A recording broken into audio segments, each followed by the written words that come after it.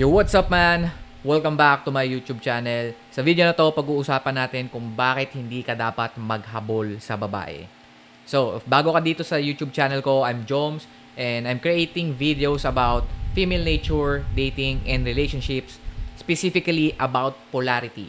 So, what is polarity? Polarity is the natural attraction between the masculine and the feminine.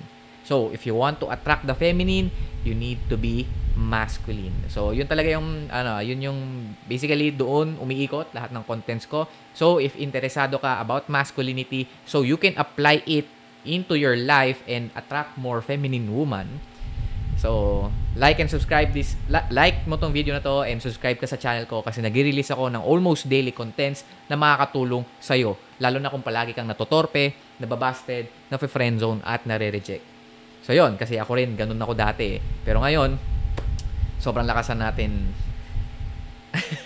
Parang medyo mayabang. I help na natulungan ko yung sarili ko in order for me to, para hindi maging torpe, para hindi maging nice guy. And also, tumutulong na rin ako sa mga iba pang mga lalaki. So, if you are interested, meron din pala akong ipa-plug ko lang. Meron din akong on-demand video program called Attraction Inertia Triggers, in which doon matututunan mo on how to naturally attract women by triggering their biological buttons hanggang sa magustuhan ka na nila. So this is ang ginagamit kong method is yung tinatawag kong Attraction Inertia Method, in which momentum-based attraction siya. So yun. So if you are interested, nasa link sa description box, click mo na lang. So back to the video. Bakit hindi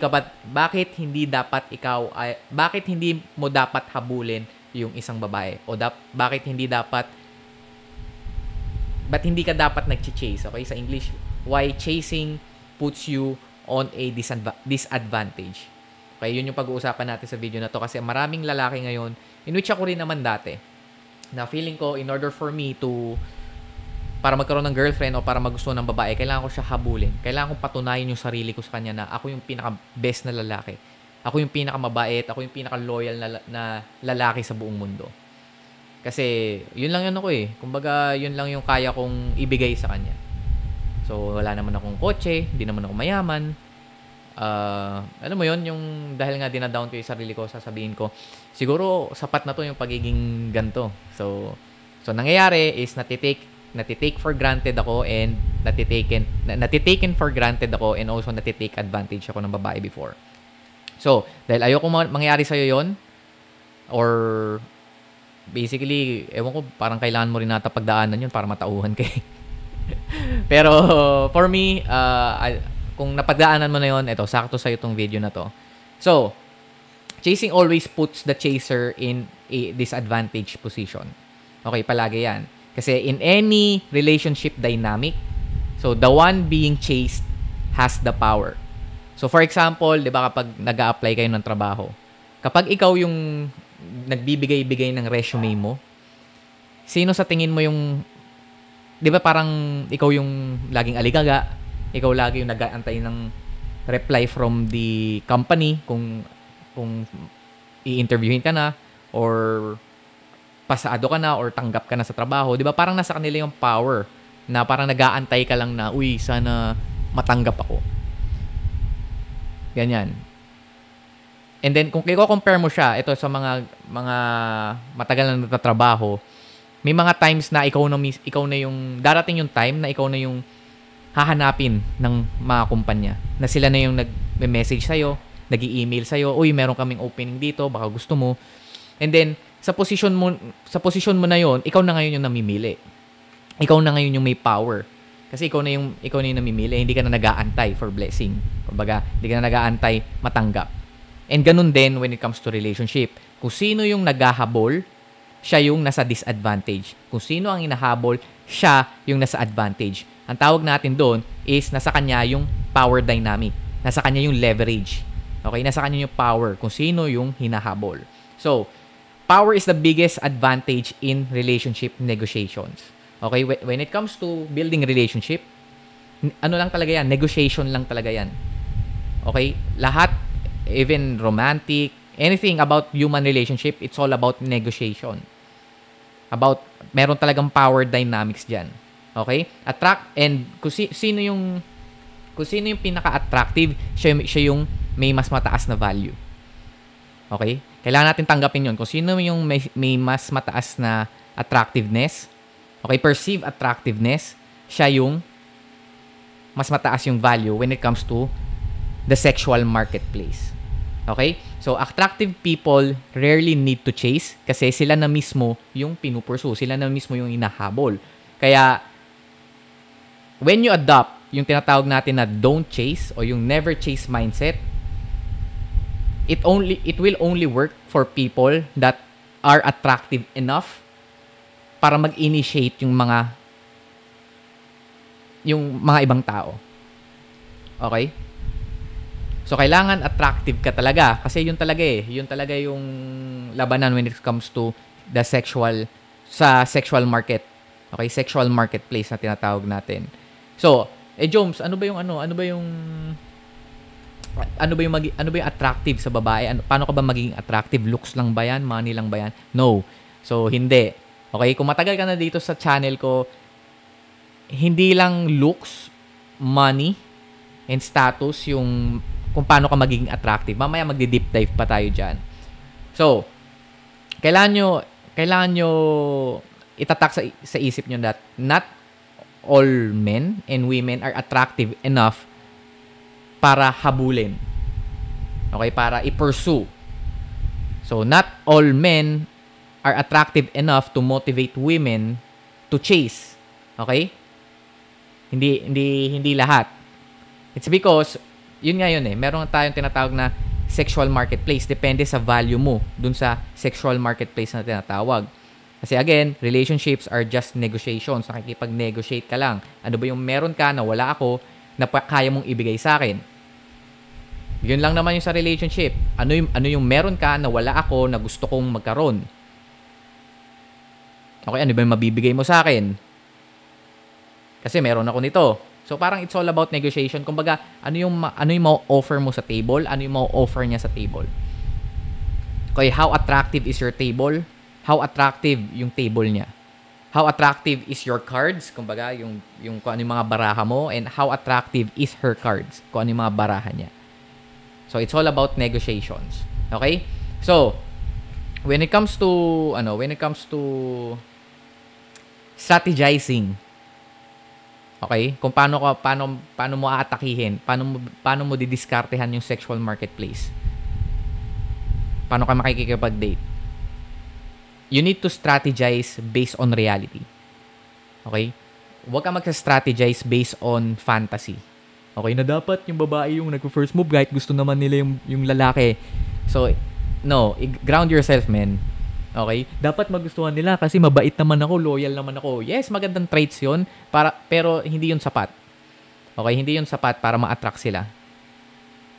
So, you need to ground yourself in reality, and ito yung purpose ng video na to.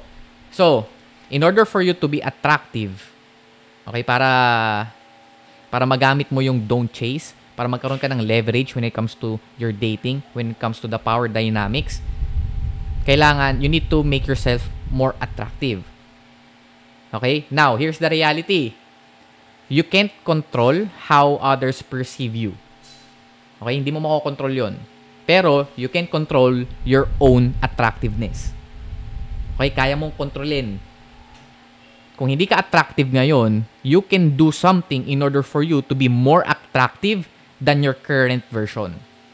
Okay? You can always do something. So, ano ba yung mga dapat mong i-focus? So, again, dalawa lang yan. So, if you want to be more attractive to the feminine, you need to look and behave strong. Dalawa lang. The way you look, the way you behave. That's how you attract them. Okay? That's how you get their attention. Yung pagiging nice, yung pagiging gentleman, second na yon. You need to attract them first before ka maging nice, before ka maging gentleman. Kasi kung naging nice ka kaagad, naging gentleman ka kaagad, walang mangyayari doon. Kung hindi sila attracted sa'yo, yung pagiging nice at pagiging gentleman mo, wala. Sa friendzone ka lang mapupunta, sa pagiging sugar daddy ka lang mapupunta, hindi ka nila makikita as someone as intimate partner or sexual partner nila. So that's why you need to attract them first. Kailangan makaramdam muna sila sa'yo ng libog. Ganun. Okay? Kailangan makaramdam muna sila sa'yo ng polarity. Yung sex drive. Okay? Kasi yun naman talaga gusto natin, di ba? Magkaroon ng sexual partner, magkaroon ng intimacy. So, in order for you to attract them, kailangan mo, you need to look and behave strong. Kasi they are looking for strong men. Women are security-seeking creatures. So, they are looking for someone who can provide, protect, and perform. So, that's why strength, hindi money, hindi looks, hindi face values, hindi status, strength muna. So, they're looking for strength. Yung money, syempre, kasama na yun when under strength. Pero, sa Tagalog, para mas maintindihan nyo, is lakas ng dating. So, kung bago ka lang sa video na to, sobrang dami kong videos about sa lakas ng dating. So, yun. Kasi kung puro pogi, puro mayaman lang gusto ng babae, edi sana wala nang mahirap sa mundo, wala na rin pangit sa mundo. They are looking for strength, lakas ng dating. Okay? So when it comes to looks, ano ba yung mga kailangan mong gawin in order for you to be more attractive, to look strong? Okay? You need to work on your fitness. Okay? Fitness, fashion, and then hygiene. Yun. Kahit start with those 3, okay ka. Okay? So, mas tataas yung attractiveness mo if you improve those 3. Next, sa behavior mo. So, when it comes to your behavior, dito 3 lang din. Competence, confidence, and consistency. Competence, ito yung may skill ka, yung status mo, how much your income is. Kumbaga, yung ano mo, yung competence mo as a man. Kung saan ka magaling, meron kang skills, meron kang talent. Okay, that's why build yourself up, build your talents, have own interests, build your career. Okay, build your influence, your status. Okay, those can contribute in order for you to look strong. Okay, survival of the fittest. Kailangan makita kanila as someone na mas malakas kaysa sa kanila, kaysa sa babae. Kasi you need to intimidate them. Next is confidence. Ano naman yon? Matik naman yon. Confidence meaning kung paano mo ipakita o how you showcase or how you show off yourself. Kasi pwedeng competent ka, pwedeng fit ka nga, pwedeng maganda ka mag-style, pero hindi ka confident ipakita, hindi ka confident na ipakita yung sarili mo sa madla. Wala din. Hindi ka nila makikita as na available sa sexual marketplace. Next is consistency. So, dapat, syempre, consistent ka sa pagiging confident, consistent ka sa pagiging competent, consistent ka sa pagiging fit. Ganyan. Kasi kapag naging consistent ka, ibig sabihin, hindi mo ginagawa para sa iba, ginagawa mo para sa sarili mo. Alright? So, yun. So, the more attractive you are, the more you work on yourself, the more na maging mas attractive ka. And then, kapag maging mas attractive ka, ibig sabihin, mas magkakaroon ka ng leverage when it comes sa dating market, when it comes to women. So, again, you need to have the power when it comes to dating. And the way you lose your power is by chasing.